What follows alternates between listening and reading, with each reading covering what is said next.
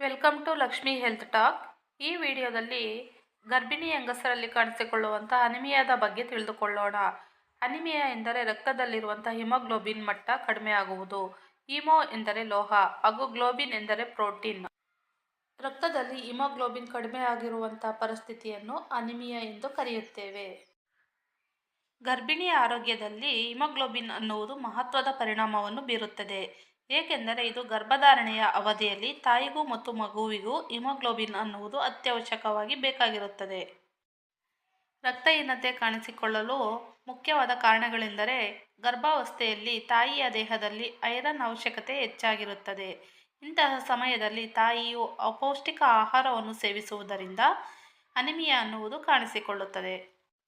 ಗರ್ಭಿಣಿ ಹೆಂಗಸರಲ್ಲಿ ಅನಿಮಿಯಾ ಕಾಣಿಸಿಕೊಳ್ಳಲು ಮತ್ತೊಂದು ಮುಖ್ಯವಾದ ಅಂಶವೆಂದರೆ ಫೋಲಿಕ್ ಆ್ಯಸಿಡ್ನ ಕೊರತೆ. ಫೋಲಿಕ್ ಆ್ಯಸಿಡ್ ಗರ್ಭಾವಸ್ಥೆಯಲ್ಲಿ ರಕ್ತ ಕಣಗಳ ಉತ್ಪತ್ತಿಗೆ ಬೇಕಾಗಿರುವಂಥ ಅತಿ ಮುಖ್ಯವಾದ ಪೋಷಕಾಂಶವಾಗಿದೆ. ಇಂತಹ ಸಂದರ್ಭದಲ್ಲಿ ತಾಯಿಯು ಅಪೌಷ್ಟಿಕ ಆಹಾರ ಸೇವಿಸುವುದರಿಂದ ಫೋಲಿಕ್ ಆ್ಯಸಿಡ್ನ ಕೊರತೆ ಅನ್ನುವುದು ಉಂಟಾಗುತ್ತದೆ. ವಿಟಮಿನ್ ಬಿ12. ಈ ವಿಟಮಿನ್ ಕೆಂಪು ರಕ್ತ ಕಣಗಳ ಉತ್ಪತ್ತಿಗೆ ಗರ್ಭಿಣಿಯರಿಗೆ ಅತಿ ಮುಖ್ಯವಾಗಿ ಬೇಕಾಗಿರುವಂಥ ಒಂದು ಪೋಷಕಾಂಶವಾಗಿದೆ. ಆದರೆ ತಾಯಿಯ ಅಪೌಷ್ಟಿಕ ಆಹಾರದಿಂದ ವಿಟಮಿನ್ ಬಿ12ನ ಕೊರತೆ ಅನ್ನುವುದು ಉಂಟಾಗುತ್ತದೆ. ಗರ್ಭಿಣಿ ಹೆಂಗಸರಲ್ಲಿ ಕೆಲವೊಂದು ಕಾರಣಗಳಿಂದ ರಕ್ತಸ್ರಾವ ಅನ್ನುವುದು ಉಂಟಾಗುತ್ತದೆ. ಇದರಿಂದಲೂ ಸಹ ರಕ್ತಹೀನತೆ ಎನ್ನುವುದು ಕಾಣಿಸಿಕೊಳ್ಳುತ್ತದೆ. ಅನಿಮಿಯಾದ ಅತಿ ಮುಖ್ಯವಾದ ಲಕ್ಷಣಗಳ ಬಗ್ಗೆ ಈಗ ನಾವು ತಿಳಿದುಕೊಳ್ಳೋಣ. ಕೆಲಸ ಮಾಡಲು ಶಕ್ತಿ ಇಲ್ಲದಿರುವುದು, ತಲೆ ತಿರುಗುವುದು, ಶ್ವಾಸಕೋಶದ ತೊಂದರೆ ಅಥವಾ ಉಸಿರಾಟದಲ್ಲಿ ತೊಂದರೆ ಕಾಣಿಸಿಕೊಳ್ಳುವುದು, ಚರ್ಮ, ಬಾಯಿ ಮತ್ತು ಅಂಗಾಂಗಗಳಲ್ಲಿ ತೆಳುವಾದ ಗಾಢ ಬಣ್ಣದ ಚರ್ಮ ಕಾಣಿಸಿಕೊಳ್ಳುವುದು, ಹೃದಯ ಬಡಿತ ಅನ್ನುವುದು ಹೆಚ್ಚಾಗುವುದು ಇವೆಲ್ಲವೂ ಸಹ ರಕ್ತಹೀನತೆಯ ಅತಿ ಮುಖ್ಯವಾದ ಲಕ್ಷಣಗಳಾಗಿರುತ್ತವೆ. ರಕ್ತಹೀನತೆಯಿಂದ ತಾಯಿ ಮತ್ತು ಮಗುವಿನಲ್ಲಿ ಕೆಲವೊಂದು ಅಡ್ಡ ಪರಿಣಾಮಗಳು ಕಾಣಿಸಿಕೊಳ್ಳುತ್ತವೆ.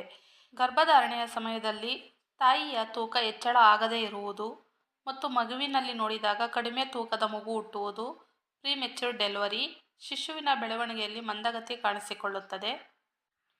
ಇವೆಲ್ಲವೂ ಸಹ ತಾಯಿಯ ರಕ್ತಹೀನತೆಯಿಂದ ಕಾಣಿಸಿಕೊಳ್ಳುವಂಥ ಅತಿ ಮುಖ್ಯವಾದ ಅಡ್ಡ ಪರಿಣಾಮಗಳಾಗಿರುತ್ತವೆ. ಗರ್ಭಿಣಿ ಹೆಂಗಸರಲ್ಲಿ ಅನಿಮಿಯಾ ಅಥವಾ ರಕ್ತಹೀನತೆಯನ್ನು ತಡೆಯಲು ಮುಖ್ಯವಾದ ಪರಿಹಾರವೆಂದರೆ ವಿಟಮಿನ್ ಸಿ ಅತಿ ಹೆಚ್ಚು ಇರುವಂತಹ ಹಣ್ಣು ಮತ್ತು ತರಕಾರಿಗಳನ್ನು ತಮ್ಮ ದಿನನಿತ್ಯದ ಆಹಾರದಲ್ಲಿ ಸೇವಿಸುವುದು.